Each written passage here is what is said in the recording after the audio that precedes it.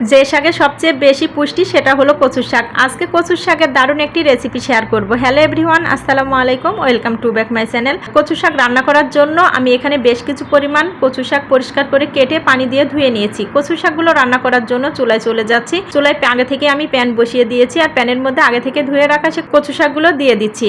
আসলে কচুর শাক কিন্তু কোটার সময় অনেক বেশি দেখায়, কিন্তু রান্নার পর অনেকটাই কমে যায়। আর কচুর শাকগুলো আজকে ঘন্ট করব। কচুর শাক ঘন্ট আমরা সবাই কম বেশি করতে পারি, তারপরেও আজকে আমি যেভাবে কচু শাকগুলো ঘন্ট করলাম সেই রেসিপিটি আপনাদেরকে দেখাচ্ছি। কচু শাকগুলো প্যানে দেওয়ার পর উপর থেকে বেশ কিছু পরিমাণ কাঁচামরিচ চিড়ে দিয়েছি আর দিয়েছি লবণ। এগুলো দেওয়ার পর আমি ঢাকনা দিয়ে ঢেকে দিয়েছি 5 মিনিটের জন্য। 5 মিনিট পর ঢাকনাটা সরিয়ে নিচ্ছি। দেখতেই পাচ্ছেন কচুর শাকটা অনেকটাই কমে গিয়েছে। এই পর্যায়ে আমি চামিচ দিয়ে খুব ভালোভাবে কচু শাকটা মিশিয়ে নিচ্ছি। যেহেতু লবণ আর কাঁচামরিচ দিয়েছি, এগুলো শাকের সাথে খুব ভালোভাবে মিশে যাবে।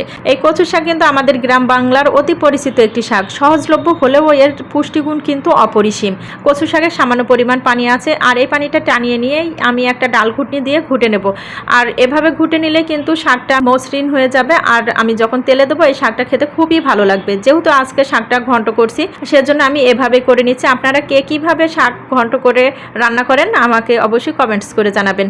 কচু শাক রান্না করা যায় বিভিন্নভাবে, ভর্তা, ভাজি অথবা চিংড়ি মাছের সঙ্গেও কিন্তু রান্না করলে খেতে ভালোই লাগে। ঝাল ঝাল রান্নাও কিন্তু এর স্বাদ লাগে অতুলনীয়। শুধু স্বাদেই নয়, স্বাস্থ্যকরও বটে এই শাক। অন্যান্য শাকের তুলনায় কিন্তু কচুর শাকে রয়েছে বেশি পুষ্টি, আর এ শাকের এজন্যই বলে যে জুড়ি মেলা ভার। তাই খাদ্য তালিকায় আপনারা কচুর শাক রাখতে পারেন। কচুর শাকে যেহেতু এত পুষ্টিগুণ রয়েছে, বাদ দিবেন কেন? কচু শাকটা খুব ভালোভাবে আমার ঘন্ট করে নেওয়া হয়ে গিয়েছে। এখন কচু শাকটা তেলে দেবো, সেজন্য চুলা থেকে নামিয়ে নিয়েছি। সেম প্যানই আবার পরিষ্কার করে চুলায় বসিয়ে দিয়েছি। প্যানটা যে গরম হয়ে এসেছে তখন এর মধ্যে তেল ঢেলে দিয়েছি। আজকে আমি রেগুলার রান্নার তেল দিয়ে তরকারিটা তেলে দিচ্ছি। আপনারা চাইলে সরিষার তেল দিয়েও তরকারিটা তেলে দিলে কিন্তু খেতে বেশ ভালো লাগে। তেলের মধ্যে দিচ্ছি বেশ কিছু পরিমাণ রসুন কুচি আর পেঁয়াজ কুচি। কয়েকটা শুকনো মরিচ আমি কুচি করে নিয়েছিলাম, সেগুলো দিয়ে দিলাম। এগুলো আমি ব্রাউন কালার করে ভেজে নেব। যে কোনো শাকে যদি এভাবে আপনারা তেলে দেন তাহলে খেতে খুবই ভালো লাগে। জিরাটা দেওয়ার পর আমি আরও 1 মিনিট মতো ভেজে নিয়েছি। কালারটা যেই পরিপূর্ণ চেঞ্জ হয়ে গিয়েছে তখন আগে থেকেই ঘন্ট করে রাখা সেই শাকটা ঢেলে দিয়েছি। কচু শাক ঘন্ট রেসিপিটি আমি খুবই সহজভাবে দেখানোর চেষ্টা করেছি। রেসিপিটি ভালো লাগলে অবশ্যই আমার চ্যানেলটি সাবস্ক্রাইব করবেন। রেসিপিটি কেমন হয়েছে অবশ্যই কমেন্টস করে জানাবেন।